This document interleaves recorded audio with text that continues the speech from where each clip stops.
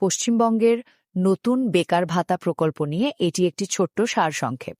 দেখুন, রাজ্যে ক্ষমতার রদবদলের পর নতুন সরকার পুরনো যুবশ্রী প্রকল্পের বদলে নিয়ে এসেছে যুবশক্তি ভরসা কার্ড।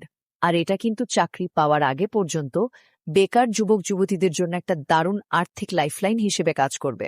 একবার ভাবুন তো, আপনার ব্যবহৃত পুরনো মোবাইল বা ইন্টারনেট প্ল্যানটি নিজে থেকে একদম ডাবল স্পিডে বা ডাবল ডেটায় আপগ্রেড হয়ে গেল, আর এর জন্য আপনাকে কোনো ফর্মও ফিল আপ করতে হলো না।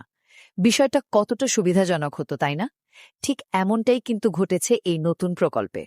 তো চলুন একে একে এর মূল বিষয়গুলো দেখে নেওয়া যাক।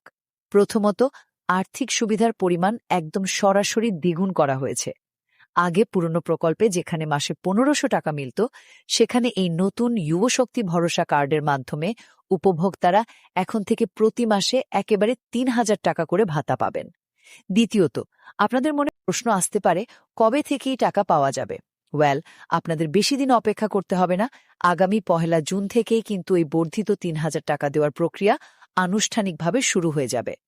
অবশেষে এই টাকা পেতে কি নতুন করে কোনো ফর্ম পূরণ করতে হবে? আরে না, একদমই নয়। যাদের নাম আগে থেকে যুবশ্রী প্রকল্পে নথিভুক্ত আছে, তাদের নতুন করে কিচ্ছু করতে হবে না। পুরনো ব্যাংক অ্যাকাউন্টই সরাসরি নতুন স্কিমের টাকা ঢুকে যাবে।